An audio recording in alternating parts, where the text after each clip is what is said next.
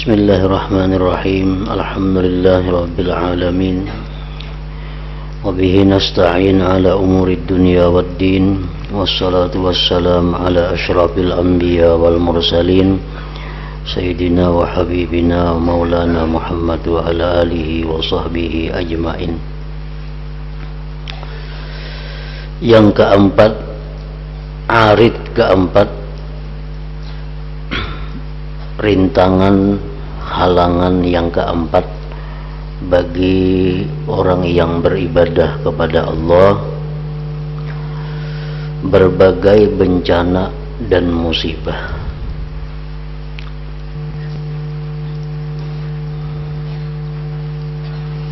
Berbagai bencana dan musibah.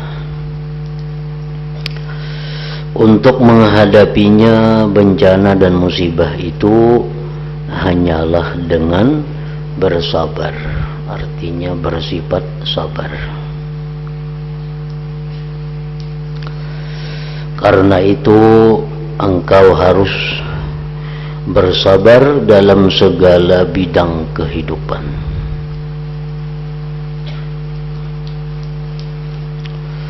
Keharusan bersabar ini disebabkan oleh dua hal. Pertama, supaya dapat melakukan ibadah dan mendapatkan apa yang menjadi maksud tujuan ibadah itu.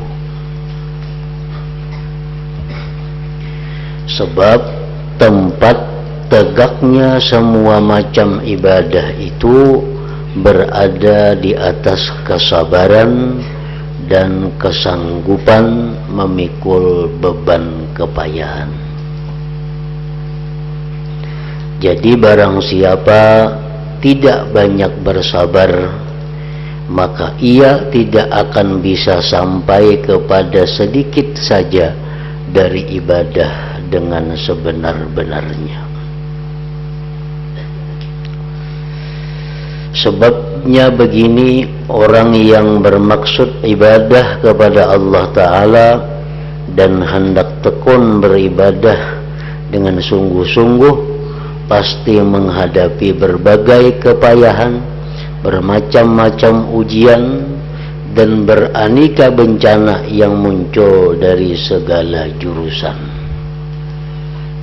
Ibadah itu dalam keadaan normal, dalam keadaan tenang, dalam keadaan sihat memerlukan kesabaran. Apalagi ibadah ditambah datangnya ada bencana-bencana lain, musibah-musibah lain, maka tentu akan lebih menghadapi kesabaran itu. Sembahyang contohnya, sembahyang itu ibadah yang pada zatnya memerlukan kesabaran. Apalagi ditambah misalnya dengan sakit, sakit apa di tubuh kita, sehingga sembahyang itu menjadi lebih berat. Nah, maka makin ditambah kesabaran kita.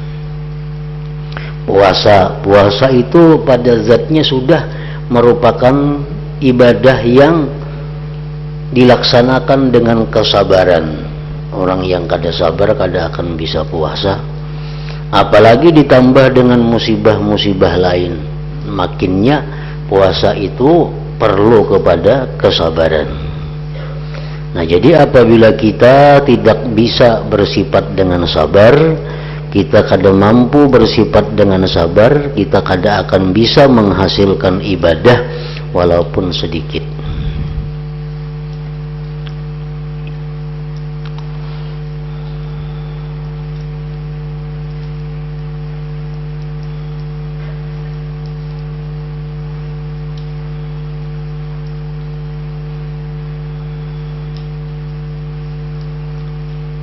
Contohnya yang sulit dilakukan adalah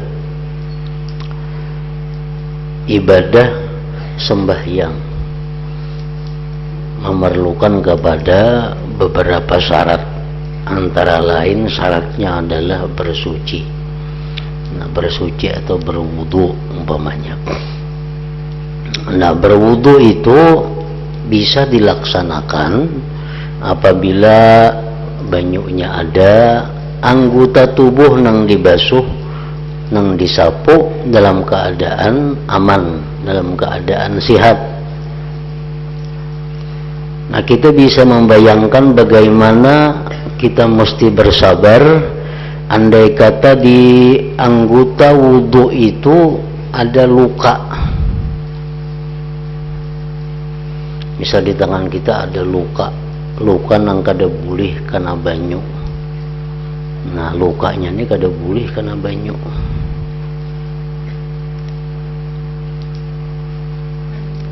Maka sembahyang harus tetap dilaksanakan. Nah, maka caranya itu adalah bertayamum terlebih dahulu. Tayamum terlebih dahulu. Tontong bertayamum kaina hanyar beuduk pulang. Kenapa maka bertayamum? Tayamum itu menutupi, mengganti anggota yang kada kawa kana banyu itu. Misal di tangan kita misalnya luka. Nah, di sini luka umpamanya. Kada boleh kana banyu. Kalau kita nak sembahyang beuduk, bertayamum dulu. Karena ini kada boleh bang kana banyu. Jadi bertayamum dulu. Tontong bertayamum, hanyar kita beuduk. Kalau kita tinggal ininya, nang lukanya nih, hanyar boleh sembahyang. Nah, jadi itu memerlukan kesabaran.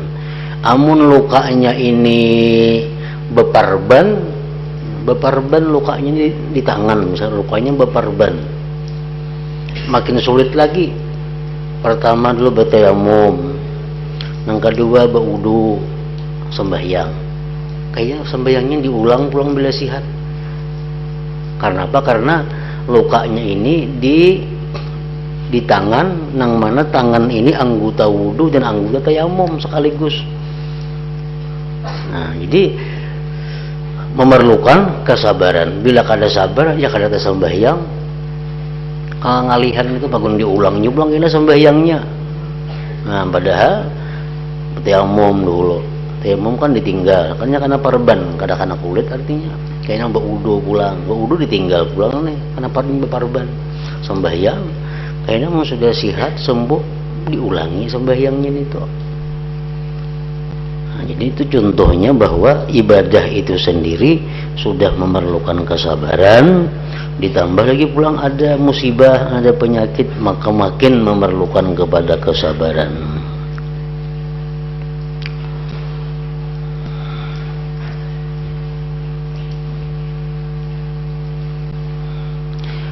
Pertama, setiap ibadah pasti membawa kepayahan. Karena itu agama mendorong hamba supaya beribadah dengan sabar dan menjanjikan pahala kepada hamba yang sabar beribadah. Karena ibadah tidak akan dapat jika tanpa menggempur kesenangan nafsu dan mengalahkannya. Sebab nafsu adalah perkara yang mencegah hamba dari melakukan kebaikan. Padahal menyelisihi kesenangan nafsu dan memaksa nafsu merupakan pekerjaan yang paling berat bagi manusia. Jadi ibadah itu, apapun ngarannya ibadah, itu bertentangan dengan nafsu. Setiap bertentangan lawan nafsu itu pasti sulit, pasti uyuh. Ada dua hal, ada dua kelompok manusia nang beribadah itu nyaman, nang beribadah itu manis. Ada dua kelompok manusia. Ada satu kelompok nang baik, ada satu kelompok nang jahat. Nang baik kayak apa? Orang-orang yang sudah ma'rifat dengan Allah. Maka ibadah itu dilakukannya manis, nyaman. Oleh karena itu kita ada mendengar orang-orang yang sudah ma'rifat itu ibadah yang kita kada sanggup melakukannya, mereka sanggup. Kenapa? Mereka manis, nyaman.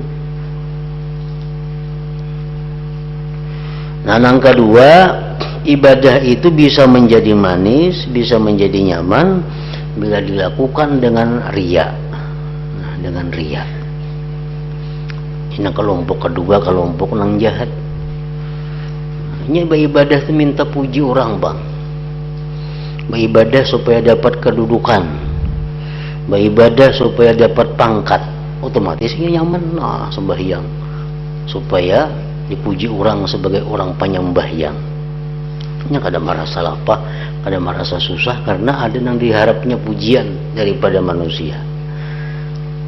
Nah, apabila kita dalam keadaan bukan dari dua golongan tadi, orang nang ma'rifat kita belum ke situ, nah beribadah kita karena Allah qadariyah, pasti ibadah itu susah, pasti ibadah itu sulit, nah, karena bertentangan dengan nafsu kita. Nah, makanya tadi ibadah itu pada dirinya sendiri sudah memerlukan kepada kesabaran. Setiap ibadah pasti membawa kepayahan, karena itu agama mendorong hamba supaya beribadah dengan sabar dan menjanjikan pahala kepada hamba yang sabar beribadah, karena ibadah tidak akan didapat jika tanpa menggempur kesenangan nafsu dan mengalahkannya, sebab nafsu adalah perkara yang mencegah hamba dari melakukan kebaikan, padahal menyelisihi kesenangan nafsu dan memaksa nafsu merupakan pekerjaan yang paling berat bagi manusia. Ya, orang bersedekah. Orang bersedekah bagi orang-orang yang sudah ma'rifat dengan Allah, mereka tuh kada susah.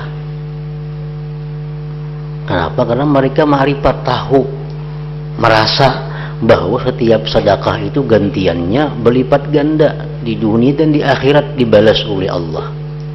Di dunia dapat berkahnya, di akhirat dapat balasannya. Kalau mereka bersedekah dengan senang, dengan nyaman, atau bisa juga bersedekah ini dengan nyaman, dengan senang, orang yang minta puji kepada manusia.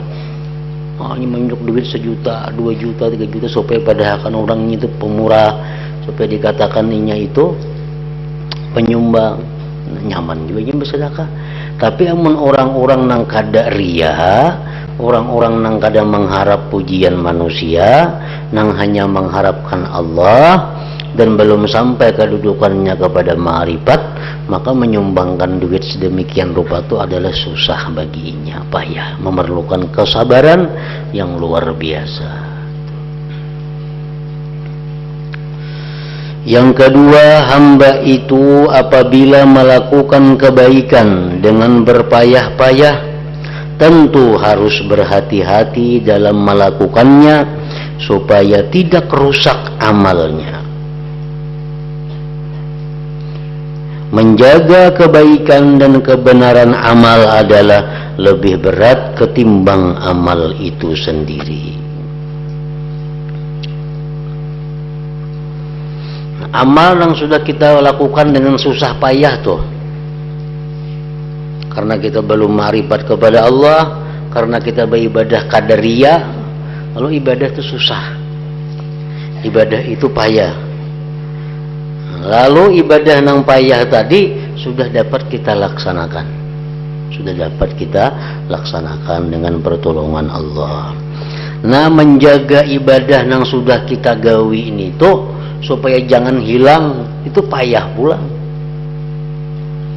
payah pulang menjaga, memerlukan kepada kesabaran pulang. Kita ambil contoh misal bersedekah. Nah, bersedekah kita kada orang nang ma'rifat, kita kada riya, lalu bersedekah kita itu dengan sabar. Kenapa? Artinya lawan duitnya sayang aja nah. Cuma karena ini perintah Allah, karena ini anjuran daripada Rasulullah, bersedekah walaupun dengan hati nang berat. Inya kada ria, kanya ria nya nyaman lagi sagumpal monjok duit kada bapaknya ria supaya minta puji. Atau inya ma'rifat nyaman ini kada ma'rifat kada, inya ria kada, orang nang salikin. Orang salikin sedekah susah payah, sabar. Sedekah 100.000, 200.000, 1 juta. Nah, kaina menjaga sedekah ini supaya tetap utuh sampai bisa dinikmati gina pahalanya di akhirat, itu memerlukan kesabaran pula. Kenapa? Karena sedekah yang sudah baik tadi kita simpan, bila kita kada bisa menjaganya bisa hilang. Dari apa? Banyak hal-hal yang bisa menghilangkan sedekah pahala ibadah-ibadah itu. Antara lain dengan menyesal umpamanya. Nah, bila menyesal otomatis pahalanya hilang. Ini bersedekah dengan ikhlas karena Allah. Padahal sayangnya lawan duit nih. Cuma karena disuruh agama kita menyumbang, sumbangkan. Dengan berat hati. Sabar. Diterima Allah karenanya ikhlas, diterima Allah. Bersedekah 1 juta atau 2 juta, 3 juta. Sebulan kemudian inya berada dalam kesusahan, dalam susah. Dahulu aku menyumbang 3 juta, aku memberi 3 juta. Semalam nyaka-nyaka aku beriakan itu aku ada juga duit wah ini nasagan apakah misalnya. Tapi yang dahulu aku beriakan ada 3 juta, 4 juta. Ada sing duitan lagi. Lalu timbul ada penyesalan dalam hati bersedekah tadi. Nah, itu hilang pahalanya. Itu menjaga pulang itu menjaga itu perlu pulang kepada kesabaran. Atau manni wal adza, itu contohnya menang menghilangkan pahala sedekah. Kita bersedekah lawan orang nih, susah payah kita bersedekah, berinya. Oh, sekalinya orang nang kita beri tadi memusuhi kita, maka tuhuk diberi, tuhuk dibantu. Dengan susah payah kita membantuinya karena Allah, Bang. Nah, susah payah sekali timbul memusuhi kita, lalu kita ini mengisah-ngisahkan ke lain, terus si anu tuh musuhi aku bener wah ini, padahal dahulu tuh aku bantu nak nukar sepeda ditukarakan, nak nukar ini dihutangi, nak nukar ini dimacam-macami. Nah, karena itu hilang pahalanya, hilang pahalanya. Kenapa? Karena kita man wal adza ngarannya. Nah, jadi itu perlu kesabaran pulang. Kita bersedekah lawaninya, membantuinya, sudah penuh kesabaran supaya ikhlas karena Allah.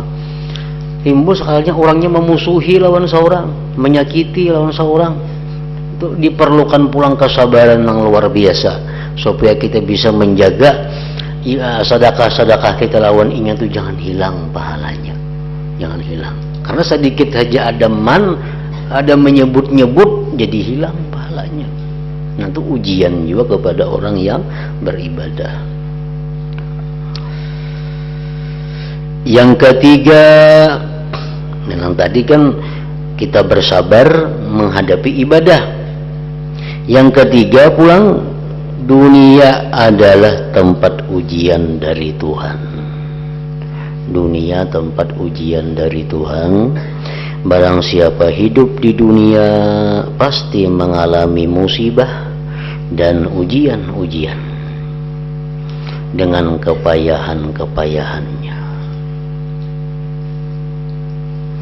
Ujian itu bermacam-macam, ada yang berupa musibah yang mengenai keluarganya, kerabat-kerabatnya, saudara-saudaranya, teman-temannya, sebab mati, sebab hilang, sebab berpisah. Ada kalanya berhubungan dengan dirinya karena berbagai penyakit. ada yang mengenai kehormatan sebab orang-orang lain pada memusuhi orang tersebut, masyarakat ingin menjatuhkannya atau menghinanya, membicarakannya dan berkata-kata dusta tentang dirinya. Ada pula yang mengenai harta bendanya sebab hilang misalnya, sebab kerugian misalnya. Masing-masing musibah itu menimbulkan rasa sakit dan panas. Yang satu berbeda dengan yang lainnya. Jadi hamba perlu kesabaran untuk menghadapi semua musibah tersebut. Kalau tidak sabar, maka keluh kesah dan kesusahannya tentu bisa mencegahnya dari tekun beribadah. Kita sudah kawa bersabar melakukan ibadah sembahyang, sabar kita. Artinya susah payah, tapi kita mampu mengatasinya dengan baik. Kita mampu bersedekah, padahal susah, padahal payah, tapi karena ini anjuran Allah, kita bersedekah. Kawa kita laksanakan dengan baik karena Allah. Nah, lalu kemudian datang musibah. Datang musibah kepada keluarga kita, datang musibah kepada diri kita, penyakit-penyakit. Datang musibah kepada pribadi kita, kita difitnah orang, kita dizalim orang, kita disambat orang, kita dicaci maki orang. Ada musibah kadang-kadang mengenai harta bendanya. Nah, bila kada sabar nangka itu, maka akan mengganggu ibadah. Karena ba'ama jadi kulir, berdagang rugi nah, kulir semuaan. Berdagang rugi atau awak sakit-sakitan, tambah malas beribadah. Nah, ini perlu kesabaran pulang menghadapinya. Ibadahnya sudah mesti sabar, gara-gara penyakit datangan ini pulang makin ditambah kesabaran.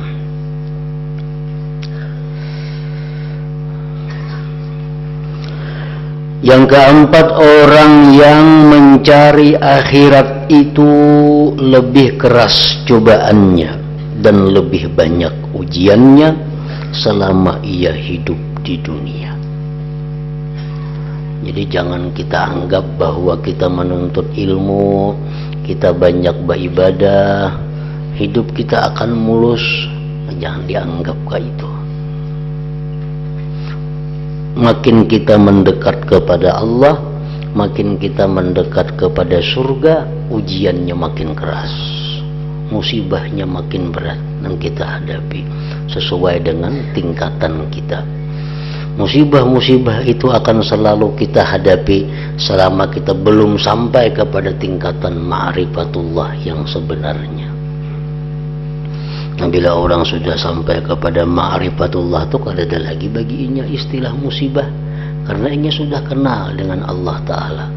Apapun yang diberikan Allah ia senang, apapun yang dijatuhkan Allah kepadanya ia ketuju. Jadi kada ada lagi istilah musibah lawan inya. Tapi selama hendak mencapai kedudukan menjadi orang yang dekat dengan Allah, nah itu luar biasa godaan cobaannya. Makin kita dekat makin susah payah. Nah, jadi jangan beranggapan bila kita nuntut ilmu, kita beribadah, hidup kita akan nyaman, rezeki kita pasti akan luas, semua berjalan mulus. Nah, kada macam itu. Pasti ada cobaan-cobaan. Cuma kadang-kadang orang-orang tertentu itu ada yang diberi Allah kemudahan menghadapi ujian-ujian itu. Nah, sebagian ada yang kada diberi kemudahan, lalu inya susah, lalu inya kepayahan. Ada sebagian orang yang diberikan Allah dengan sifat latifnya Allah. Orangnya diberi Tuhan musibah penyakit, diberi Tuhan musibah harta, diberi Tuhan musibah keluarga, tetapi Allah memberikan kepada dirinya sifat latif sehingga kada terasa. Orang lain maras melihat inya, mana musibah ini, tapi inya sendiri kadang merasakan susahnya musibah itu. Nah, sebagian orang ada diberi Allah sifat latifnya itu, tapi yang kada diberikan Allah sifat latifnya itu akan mengalami kesusahan begitu dia mendekat kepada Allah Subhanahu wa ta'ala. Jadi jangan dianggap selawas aku menuntut ilmu, selawas aku sembahyang tahajud, pina banyak bana musibah pinanya. Memang itu nang bujur ngarannya. Itu nang bujur berarti ada tanggapan dari Allah. Nah, kalau kita ini hidup asal nang kada karuan, lalu kita mendekat kepada Allah beribadah apa, tapi kada ada gangguan, kada ada cobaan, berarti Allah kada respon lawan kita ngarannya. Berarti hubungan kita belum dekat dengan Allah, masih kayak dahulu aja lagi. Nah, jadi bila kita sudah mulai tobat, kita sudah mulai hendak lurus ke jalan Allah, datang cobaan-cobaan, oh berarti diterima. Berarti Allah merespon, Allah menghadap kita. Makin dekat kita kepada ma'rifat dengan Allah, makin banyak ujian-ujian, makin macam-macam fitnah cobaan dihadapi, macam-macam musibah. Itu menunjukkan bahwa Allah mulai menariknya untuk dekat kepada Allah.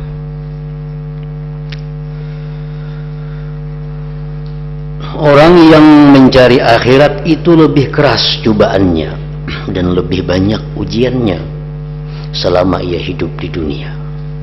Barang siapa lebih dekat dengan Allah, tentu lebih banyak musibahnya yang ia alami dan cobaannya tentu lebih keras. Tidakkah engkau pernah mendengar Nabi Muhammad sallallahu alaihi wasallam bersabda, "Asyaddun nas bala'an al-anbiya, summal ulama, summal amsalu fal amsal." Artinya manusia yang paling keras cobaannya ialah para nabi. Itu paling keras cobaannya. Tetapi para nabi ini mereka menerima cobaan dari Allah, ditolong oleh Allah. Lalu mereka kadang merasa mengalami kesusahan. Nah, karena mereka sudah ma'rifat dengan Allah. Seperti Nabi kita dihina, sidin balas dengan doa kebaikan. Nabi kita diludahi muhanya, dibalas dengan senyuman. Nabi kita dipukul, dibalas dengan pemberian. Nah, kadang merasakan Nabi yang demikian itu kesusahan. Karena apa? Karena beliau sudah ma'rifat dan ditolong oleh Allah. Summal ulama, kemudian ulama, summal amsalu pal amsal. Artinya manusia yang paling keras cobaannya ialah para nabi, lalu para ulama. Nah, jadi kalau begitu orang yang bermaksud melakukan kebaikan dan berniat sungguh-sungguh akan berjalan di jalan akhirat pasti menghadapi ujian-ujian ini. Pasti. Apabila orang itu tidak sabar dan selalu menoleh kepada ujian-ujian tersebut, tentu akan terputus jalannya dan meninggalkan ibadahnya. Akhirnya tidak bisa sampai pada ibadah. Nah, orang ini sudah mulai menuntut. Dulu misal orang ini kada tahu di apa-apa, lalu ini mulai menuntut ilmu, hendak memperbaiki diri, hendak berdekat dengan Allah. Nah, mulailah menuntut ilmu. Dapat karena Allah merespon ini orang. Allah beri dia cobaan penyakit umpamanya, lalu ia sakit. Nah, lalu ia sakit kada bisa berbuat apa-apa lagi. Kalau inya kada sabar menahan sakitnya ini, nah kada sabar inya putus. Kada jadi lagi nuntut ilmu, kada jadi lagi nya beribadah karena sakit. Nah, putuslah jadinya jalannya menuju Allah. Ada orang yang begitu hendak mendekat dengan Allah, mulai nuntut ilmu, mulai mengamalkan wirid-wirid, jatuh bangkrut. Nah, diberi Tuhan ujian hartanya. Nah, begitu dia jatuh bangkrut, inya kada sabar menghadapinya, lalu inya berhimat pulang bercari, kada jadi beribadah tadi, kada jadi untuk ilmu tadi. Nah, karena inya kada sabar. Padahal andai kata dia sabar menjalininya itu hanya adalah sementara. Akhirnya pasti akan mendapat kebahagiaan dan kenikmatan. Orang yang hidupnya dulu kaya, hidupnya dulu banyak segala macamnya, kecukupannya, begitu mulai beribadah misal hartanya habis, ditipu orang, kebakaran apa, tapi inya sabar, tetap tekun beribadah, tetap tekun menuntut ilmu. Nah ini akan berjalan, tapi satu saat akhirnya dia akan dikembalikan Allah segala harta bendanya nang hilang itu. Nah, demikian perjalanan seperti Nabi Ayub alaihi salam. Nabi Ayub tuh orang nang kaya, orang nang punya keluarga, orang banyak punya kebun. Nabi Ayub alaihi salam dapat musibah. Nah musibah apa? Harta semuaan habis, anak matian. Tapi Ayub terus beribadah kepada Allah. Akhirnya digantikan Allah 2 kali lipat daripada itu. Akhirnya digantikan Allah 2 kali lipat dari apa yang dia miliki. Anak nang asal 10 jadi 20 jadinya. Kebun nang asal 10 hektar jadi 20 hektar besi kebun. Digantikan oleh Allah. Karena mampu menghadapi cobaan harta itu dengan kesabaran tadi. Nah, jadi bila mana kita sudah mulai menuntut ilmu, kita mulai beribadah, lalu datang macam-macam cobaan, itu menunjukkan Allah menerima. Allah menerima. Allah menghadapi berarti. Karena makin kita mendekat kepada Allah, akan makin banyak cobaan dan rintangan itu.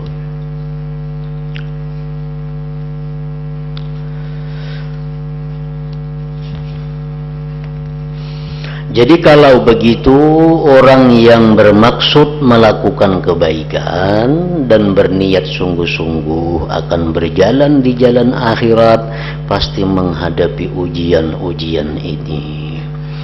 Apabila orang itu tidak sabar dan selalu menoleh kepada ujian-ujian tersebut, tentu akan terputus jalannya dan meninggalkan ibadahnya, akhirnya tidak bisa sampai pada ibadah. Banyak orang-orang yang gagal itu sudah bagus menuntut ilmu, bagus sudah beribadah, membaca ini bisukan, baca ini kamarian, gawinya sudah berbulan-bulan nangka itu dapat musibah.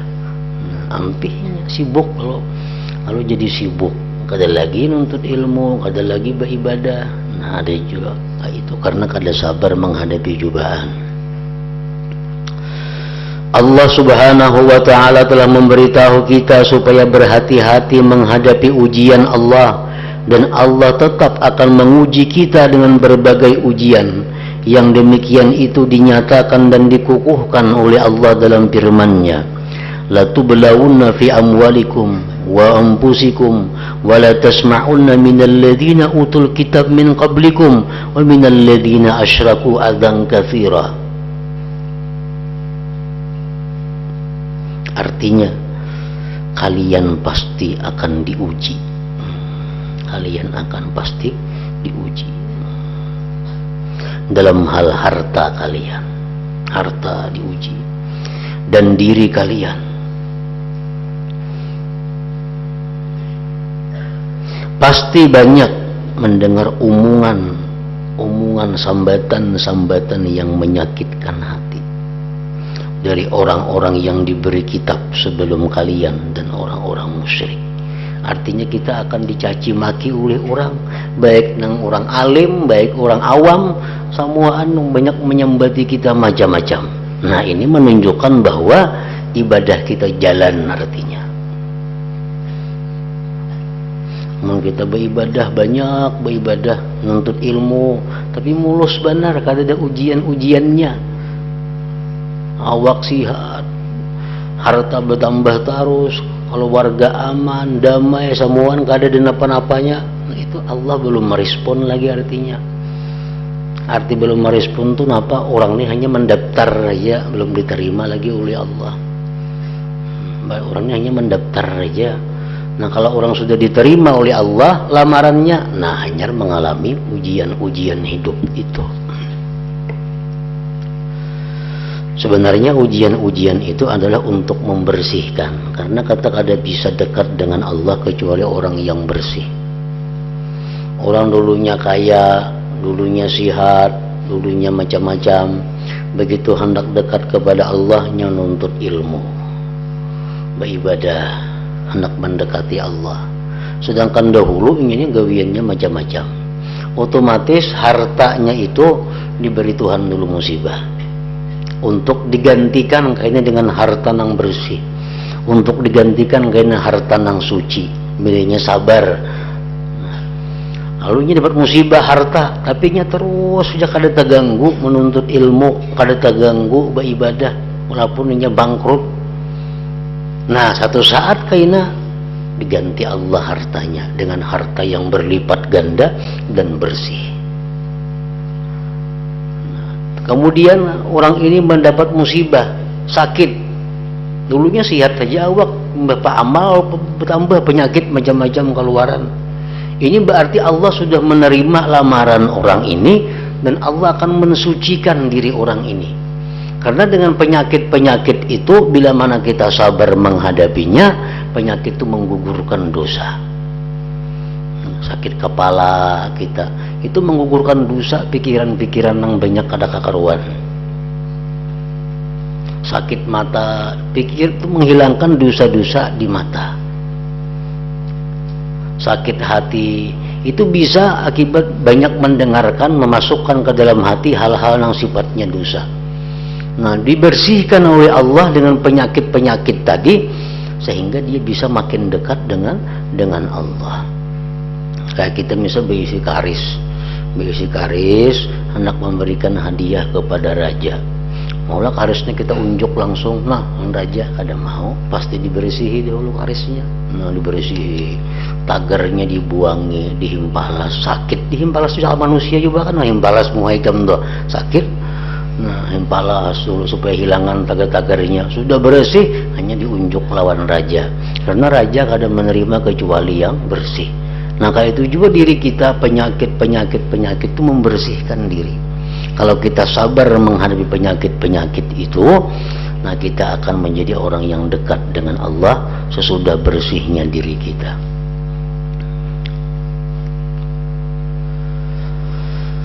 Kalian pasti akan diuji dalam hal harta kalian.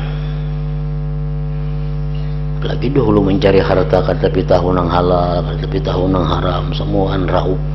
Nah, kalau begitu hendak beribadah kepada Allah, Allah kada menerima nangka itu, mesti dibuang dulu nangka ada baiknya. Dan diri kalian pasti banyak mendengar omongan yang menyakitkan hati dari orang-orang yang diberi kitab sebelum kalian dan orang-orang musyrik. Kemudian Allah Ta'ala berfirman, wa in tasbiru wa tattaqu fa inna dzalik min azmil umur. Artinya jika kalian bersabar dan berhati-hati, maka ketahuilah bahwa sabar dan takwa itu termasuk perkara yang penting sekali. Jadi seakan-akan Allah Ta'ala berfirman, hai para orang mukmin, tetapkanlah diri kalian bahwa kalian tidak dapat terpisah dari berbagai bala ujian dari Allah. Jika kalian bersabar, maka kalian benar-benar jantan dan cita-cita kalian adalah cita-cita jantan. Bila demikian, barang siapa berkehendak ibadah kepada Allah Subhanahu wa Ta'ala, maka pada permulaan wajib berniat untuk bersabar. Kita hendak mulai beribadah teratur, hendak menuntut ilmu teratur, pasang juga niat bahwa aku akan sabar. Berniat sabar itu dalam jangka waktu yang panjang dan menetapkan dirinya untuk menanggung kepayahan-kepayahan yang besar. Lagi pada silih berganti hati hingga mati. Kalau tidak berani bersabar, berarti ia menghendaki suatu perkara tanpa memakai alat dan mendatanginya tidak melalui jalannya. Kalau hendak kita beribadah tapi kita kada tahan sabar, nah itu kada kawa. Sungguh telah dituturkan dari Al-Fudail rahimahullah bahwa beliau berkata, barang siapa bermaksud menempuh jalan akhirat, maka hendaklah ia menjadikan pada dirinya 4 macam kematian, yaitu kematian putih, kematian merah, kematian hitam, dan kematian hijau. Artinya orang yang hendak berjalan di jalan Allah, itu mesti melalui ujian-ujian ini. Kematian putih yaitu lapar. Lapar ini ada dua macam. Ada lapar karena kadada makanan. Ada orang tuh lapar memang kadada makan-makan, kasihan. Ada orang lapar hidup di tengah-tengah makanan. Ada. Macam-macam makanan cukup. Nak menyuap muntah, nak menyuap muntah. Akhirnya kada badaya lapar. Itu ujian dari Allah. Jadi kelaparan itu bukan dari penyakit orang kada berduit, kada. Orang kaya pun banyak nang kelaparan. Di rumah sakit lihat banyak orang-orang sugih tuh, yang kada kau makan, napa kada kau makan, yang makannya muntah. Nah pada sing banyakan makanan, anggur macam-macam buah cukup, iwak macam-macam iwak. Cuma liurnya kada ada, kelaparan juga ngarannya. Kematian putih yaitu lapar. Jadi bisa kita mengalami cobaan kena itu diberi Tuhan, kelaparan tadi. Kematian hitam adalah celaan masyarakat, itu sudah nyata. Sudah nyata kita di mana aja bagaimana masyarakat itu pasti ada yang mencela kita. Namun kada hakun dicela masyarakat jangan hidup. Orang yang lebih mulia pada kita, lebih baik dari kita, lebih afdal daripada kita pun dicela orang, apalagi kita. Nah, jadi celaan masyarakat jangan dilawani, apalagi ditantang, apalagi dibalas. Letakkannya. Kematian hitam ialah celaan masyarakat. Kematian merah ialah tidak mau mengikuti ajakan syaitan. Syaitan membawa ini dilawan, syaitan mengajak ini dilawan. Dan kematian hijau adalah peristiwa-peristiwa, artinya musibah-musibah yang terjadi silih berganti. Jadi kalau kita hendak berjalan menuju Allah, itu 4 macam musibah yang kita lalui. Kita mesti siap menghadapi kematian-kematian itu. Kematian putih, merah, hitam, dan hijau tadi. Nah, yang kedua, perkara kedua yang mengharuskan bersabar, yaitu kesenangan dunia dan akhirat. Kenapa kita mesti bersabar? Karena 2 hal. Pertama, agar ibadah kita bisa jalan. Kalau kita kada sabar, sudah putus tengah jalan. Karena ibadah itu susah, apalagi ditambah datangnya macam-macam musibah, maka beribadah makin susah. Menghadapinya dengan sabar agar bisa terus berjalan. Nah, yang kedua, kenapa kita mesti bersabar pulang?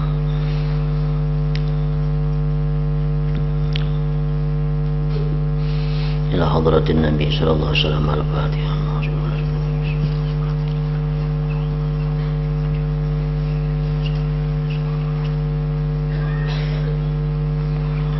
Bismillahirrahmanirrahim. Alhamdulillah rabbil alamin. Wa shalli wa sallim ala sayyidina Muhammad wa alihi wa sahbihi ajma'in.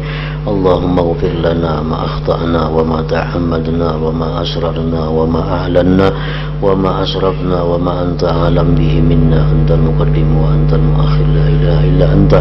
Allahumma anfa'na bima 'allamtana wa 'allimna ma yanfa'una wa zidna fahman wa ilman wa amalan wa hudan wa tawfiqan bi rahmatika ya arhamar rahimin. Sallallahu alaihi Sayyidina Muhammad wa alihi wa sallam. Alhamdulillah.